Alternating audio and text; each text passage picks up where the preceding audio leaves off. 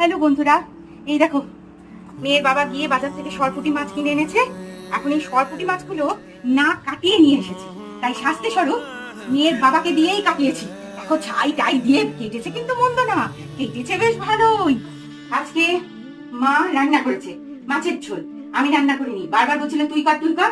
আসলে মার বয়স হয়ে গেছে তো, মার একটু কষ্ট হয়, বুঝতে পারি, কিন্তু আমারও তো মার হাতে রান্না খেতে ইচ্ছে করে, আমার মেয়ের বাবার, তাই জোর করে তাকে দিয়েই রান্না করেছি। আমার মা রান্না করেছে, দেখো কাতলা মাছের ঝোল, দেখেছো কি সুন্দর রান্না করেছে। কালারটা দেখে সুন্দর নিয়ে গন্ধ বেরোচ্ছে, খুব সুন্দর গন্ধ বেরোচ্ছে। আমি কিন্তু এত ভালো রং আনতে পারি না। আবার একটু এখানে মুগ ডাল করেছে, এই যে এখানে মুগ ডাল করে রেখেছে। আর হচ্ছে ওই যে দেখালাম পুঁটি মাছ, সরপুঁটি, মেয়ের বাবা সরপুঁটি মাছ ছাই দিয়ে কেটেছে, সেই সরপুঁটি মাছ ভাজা মুগ ডাল দিয়ে খাওয়া হবে, আর মাছের ঝোল। এই দিয়ে আজকে আমাদের লাঞ্চ হবে। ঠিক আছে, লাঞ্চের সময় আবার কথা হবে। এখন এই পর্যন্তই, সবাই ভালো থেকো, টাটা।